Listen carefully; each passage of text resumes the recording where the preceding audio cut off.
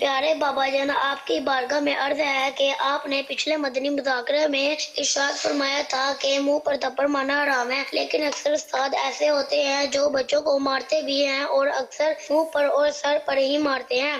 ایسے لوگوں کے بارے میں آپ کیا ارشاد فرمائیں گے؟ اور اگر کسی نے ایسا کیا ہو تو اب وہ کیا کرے؟ رہنمائی فرما دیجیے، جزاک اللہ خیر۔ آپ کی آواز سے لگتا ہے کہ آپ استاد نہیں ہیں، ٹھیک ہے نا۔ اب استاد مارتے ہیں تو یہ تو استاد تو بہت کچھ کر رہے ہوتے ہیں، بس یہ کہ اب ان کے بارے میں نے کیا شریعت نے حرام قرار دیا ہے سر پر مارنے یا چہرے پر مارنے، یعنی جانور کو بھی سر یا چہرے پر مارنا حرام ہے، یہ شریعت کا مسئلہ ہے، کتابوں میں لکھا ہے، ہمارے گھر کی بات تو ہے نہیں۔ تو جو استاد مارے یا کوئی بھی کسی کو مارے، آپس میں لڑائی میں بھی پہلے وہ چہرے اور سر کو ہی سر کو بھی کم چہرے کو نشانہ زیادہ بناتے ہیں، ٹھوسا ماریں گے، ٹھوسا مکہ وہ چہرے کو مارتے ہیں، تھپڑ تو چہرے ہی کا تھپڑ ہوتا ہے تو مارتے ہیں، بس یہ ہے طریقہ، دانت توڑ دوں گا تو وہ بھی تو چہرے میں ہی ہے نا۔ تو یہ ہمارے یہاں آج سے نہیں، وہ شروع سے یہی دیکھا ہے کہ منہ کو ہی نشانہ بناتے، یہ آزمائش ہے۔ اور اول تو یہ مارنا بھی اکثر ناحق ہی ہوتا ہے، اللہ ہدایت دے۔ اور جنہوں نے ایسا کیا ہے اب پشیمان ہے، نادم ہے، شرمندہ ہے، تو سچی توبہ کریں۔ حق العبد تلف ہوا اس میں، اب جیسے کہ وہ سزا دی اپنی جگہ پر درست تھا سزا دینے والا، جس سے ماں باپ، لیکن یہ شدید مار تو ماں باپ کو بھی اجازت نہیں ہے، استاد کو بھی نہیں ہے۔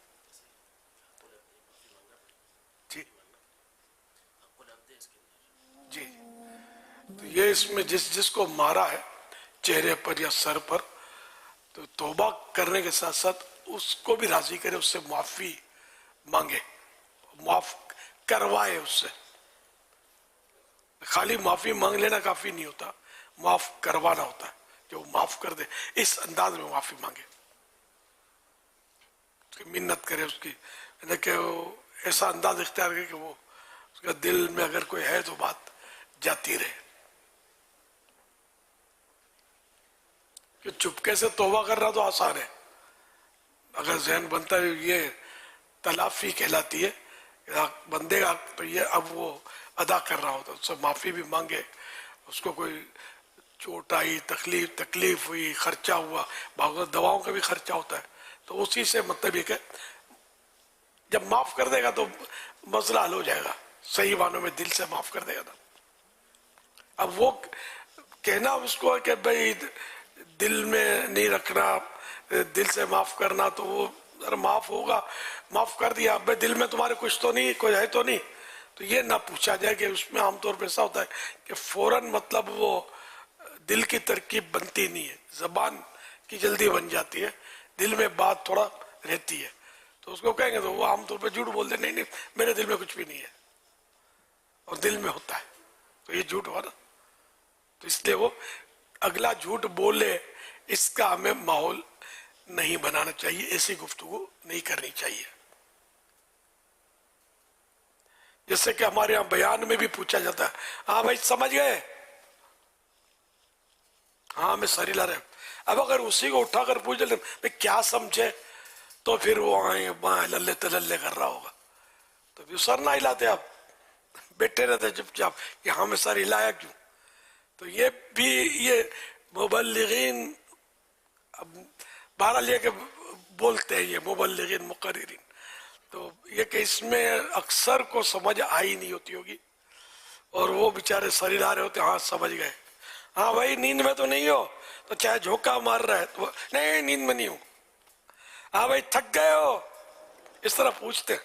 بھائی یار پوچھنے کی ضرورت کیا ہے، وہ نہ بولتے نہیں نہیں تھکے نہیں ہے، حالانکہ بعض تھکے بھی ہوتے ہیں۔ اب جو تھکا ہوا ہے اور پھر بھی بولتا میں تھکا ہوا نہیں، تو اگر یہ جھوٹ نہیں ہے تو یہ کیا ہے؟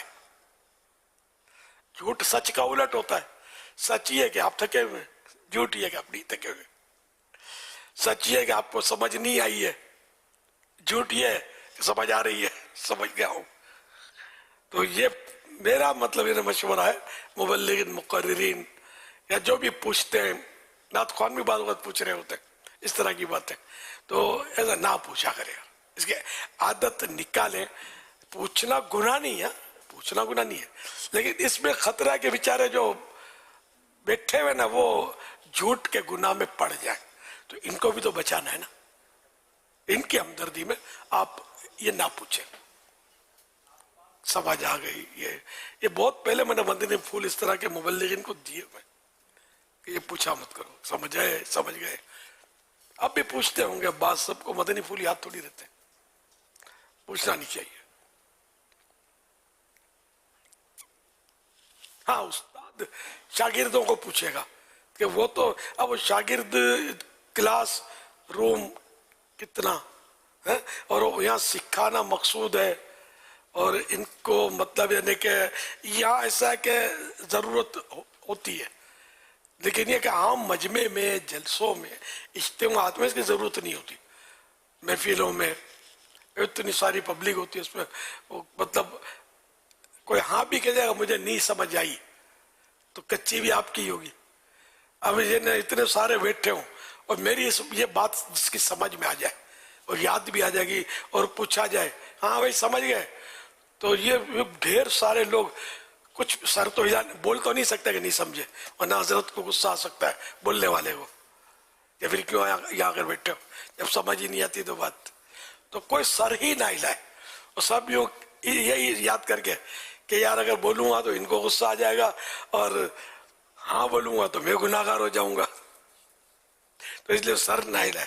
تو بھی شاید وہ بولنے والے یا تو شرمندہ ہوگا یا پھر غصہ ہو جائے گا کہ کیا سو رہے ہو، ریپلائی نہیں آ رہی.